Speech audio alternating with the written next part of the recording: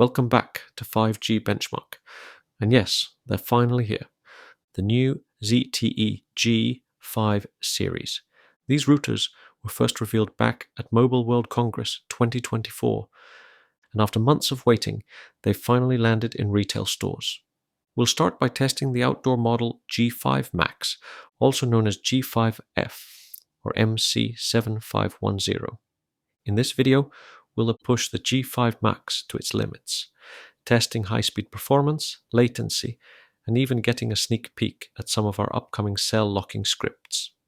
The G5 Max sits right between its smaller sibling, the MC889A, and the flagship MC889A Pro, making it a true middle brother in ZTE's lineup. This unit was kindly provided by Satshop.fi, the candy store for mobile network enthusiasts. They have routers from brands like ZTE, Huawei, and many more, and they're also among the first in European retailers to deliver the G5 Max internationally. You'll find a link to this router down below in the video description. So grab your coffee, sit back, and let's see what this router is really capable of. Looking at the specifications, this is clearly the top model when it comes to ZTE's outdoor routers. A few key highlights stand out. The new chipset supports 4-band carrier aggregation in 5GSA mode, and antenna gain has improved significantly from the previous 6.5 decibels all the way up to 13 decibels. We'll soon find out whether this router can actually deliver on those bold promises. Now, let's take a quick look at the different variants, and ZTE hasn't exactly made this easy this time. Within the G5 Max lineup, there are two versions, the MC7510 and the MC7530. The unit we're testing today, the MC7510, uses the MediaTek T830 chipset, while the MC7530 probably runs on the Qualcomm Snapdragon X7 series platform. This chipset information isn't confirmed, but early data suggests that the Snapdragon version supports a slightly newer 3GPP Release 17. Aside from that, both variants should perform very similarly, and if you happen to know more about the differences between these variants, drop a comment below. So let's have a look at what's inside the box. The router comes bundled with the T3000 Wi-Fi 6 access point, which acts as the indoor unit for this setup. First, we have the documentation for both devices. Nothing special here, just the usual quick start guides and warranty sheets, exactly like with the previous ZTE models. Next, let's take a look at the modem itself. The G5 Max is a little bit larger and heavier than the earlier outdoor versions, and it immediately feels more robust in hand. The front shell has a clean matte surface, and all the edges feel solid and weatherproof. On the bottom, we find the typical connection ports, an Ethernet port, a nano SIM card slot, reset switch, and a USB-C port for diagnostics and firmware access. ZTE has actually made a few small design updates here. Otherwise, the overall design follows the familiar ZTE outdoor style, with the standard mounting point on the back for wall or pole installation. Let's now move the Wi-Fi access point aside. This time we'll focus only on the outdoor router itself.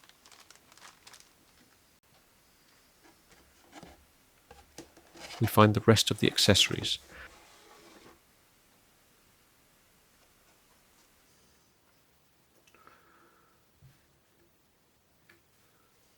First, we have the PoE adapter and the power cable. Next, we have the Ethernet cables, one shorter for indoor placement, and one longer cable designed for routing through the wall to the outdoor unit. Moving on, there are the new mounting brackets for wall installation. The metal is noticeably thicker and stronger than before, giving the setup better stability in extreme wind conditions. Along with those, we have the pole clamps, very similar to what we've seen with the MC889 series, There are also smaller accessories like screws, wall plugs, and the small Allen key used to secure the bottom plate. Next up is the new bottom plate itself.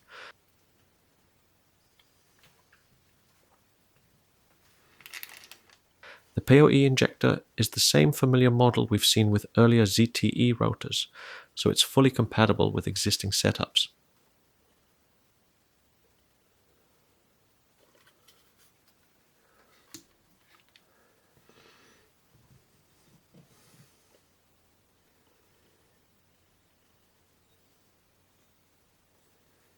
Finally, let's take a closer look at the mounting brackets. They feel much sturdier than those on the smaller MC889, and they're slightly more adjustable, similar to the Pro version.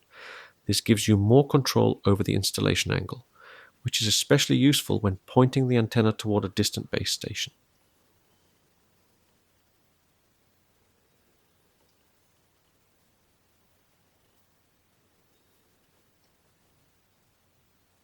The previous generation had a fixed cable system, but ZTE has now redesigned this section. You'll now feed the Ethernet cable through the sealed cable entry,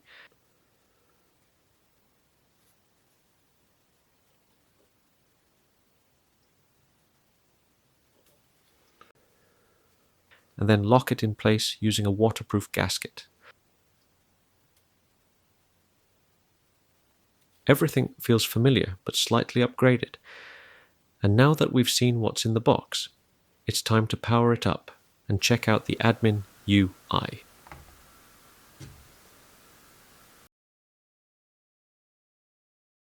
Let's dig into the admin interface. ZTE has visually refreshed the entire layout. At first glance, everything looks new, but function-wise, almost all familiar settings from previous models are still here. On the main dashboard, we see an overview of the network connection and live transfer speeds. In the mobile network view, we can set the connection mode and roaming preferences, and choose between 5G, SA, NSA, or LTE operation. Just below that, we can toggle between router and bridge mode.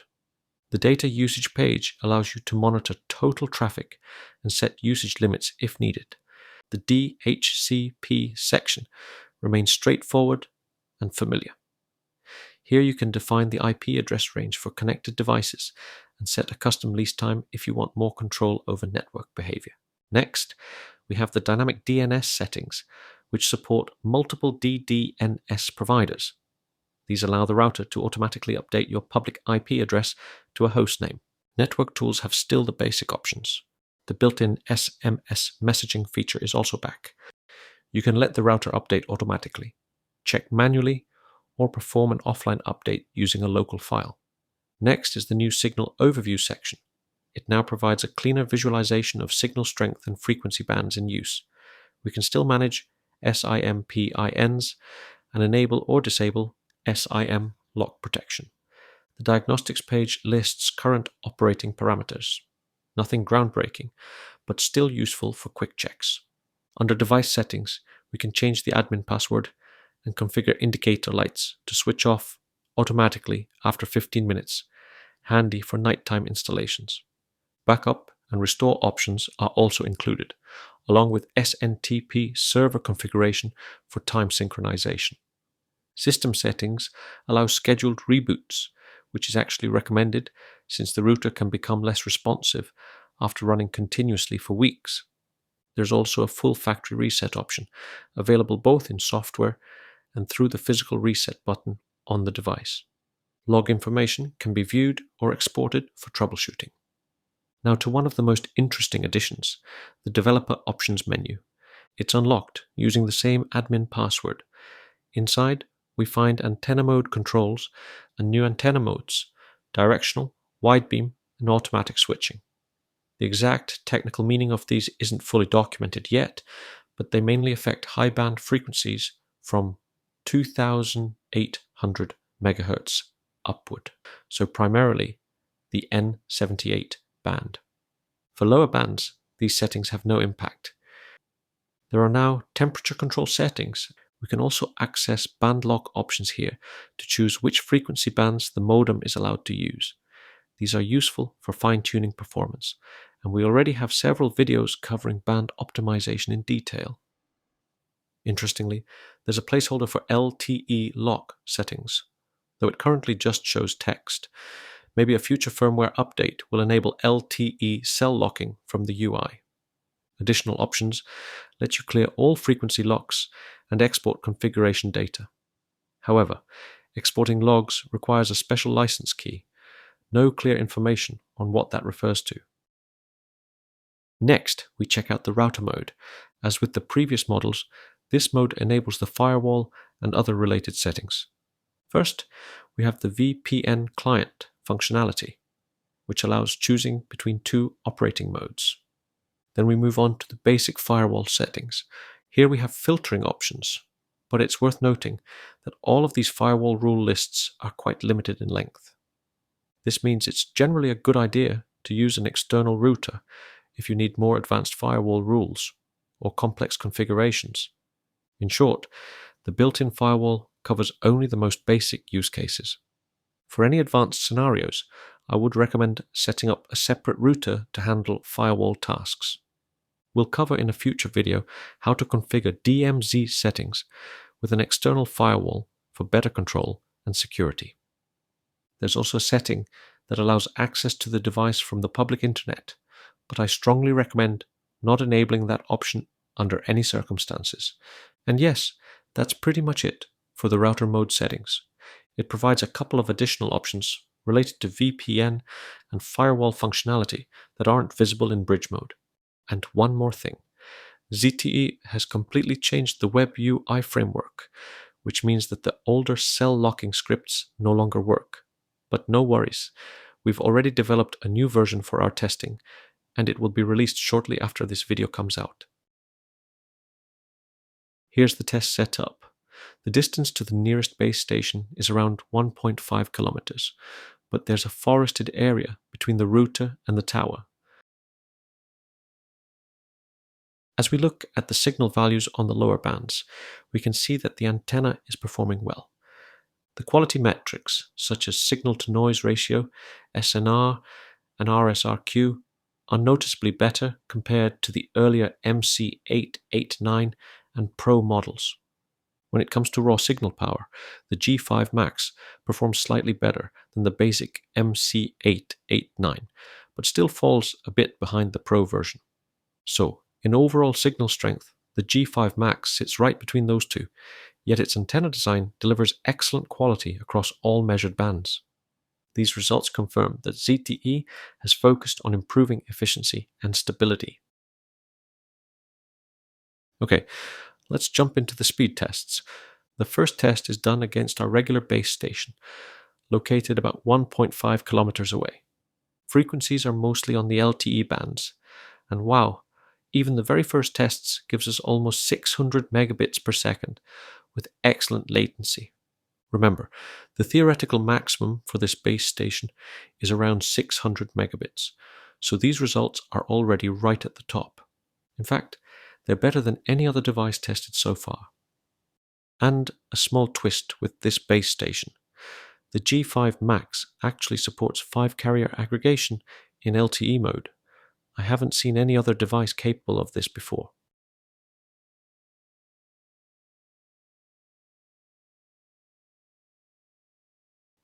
Next, we move to the high-performance scenarios, testing closer to the base station.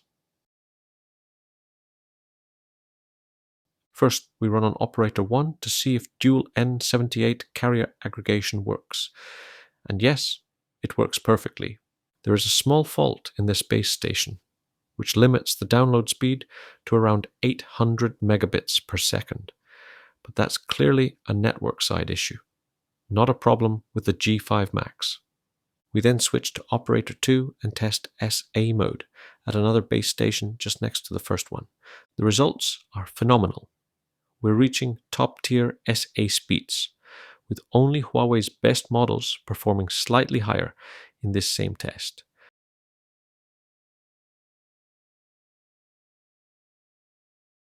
Then comes the NSA test with the second operator,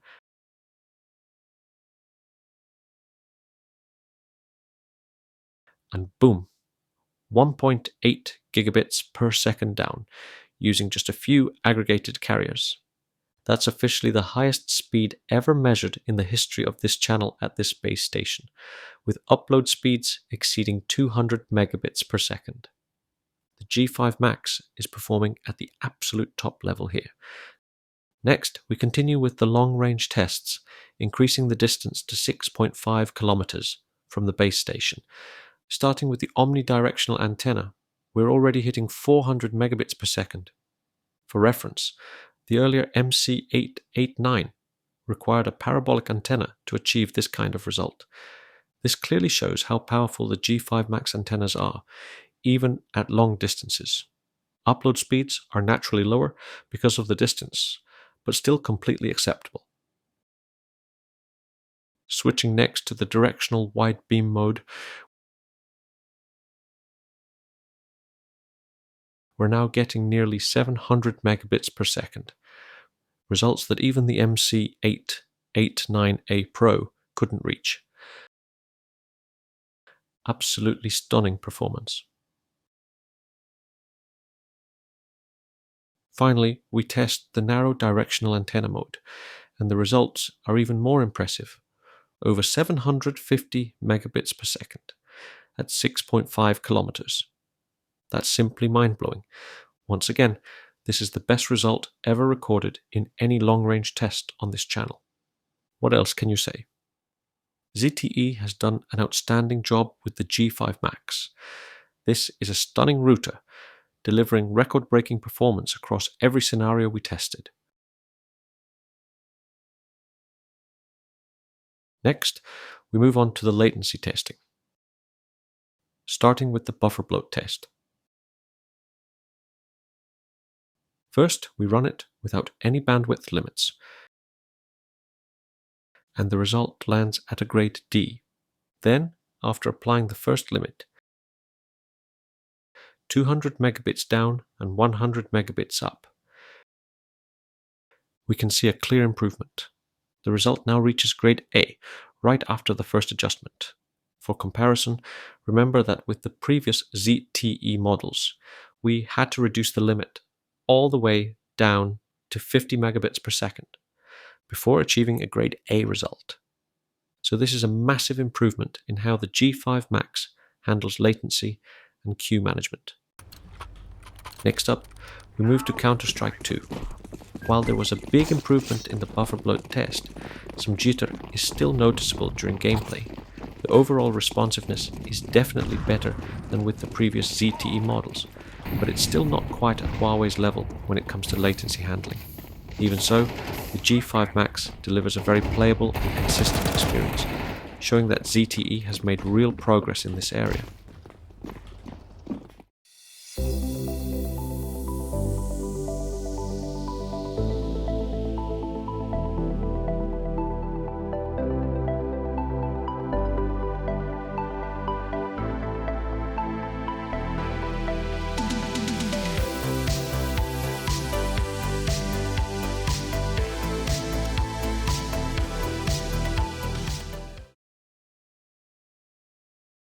The G5 Max sets a new benchmark, delivering the fastest results we've ever measured on this channel, up to 1.8 gigabits per second in NSA mode, and still pushing 750 megabits at a distance of 6.5 kilometers.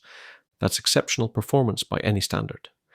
Its antenna design provides remarkable long-range stability and strong, consistent signal quality, all without the need for external boosters or dishes. While overall responsiveness has improved dramatically, a bit of jitter still appears under gaming load. It's better than before, but still not quite at Huawei's level when it comes to latency control. When you combine this level of speed, range, and feature set, the G5 Max easily stands out as the best value outdoor 5G router available today. It's fast, reliable, and simply one of the most impressive devices we've ever tested. And that wraps up our deep dive into the ZTE G5 Max. But we're not stopping here. The QDP5 is already under testing, and more ZTE G5 series devices will follow soon. We'll compare them head to head and find out which one truly earns the top spot. So, if you haven't already, subscribe to 5G Benchmark and hit the bell icon so you don't miss the next round of tests. Thanks for watching, and see you in the next one.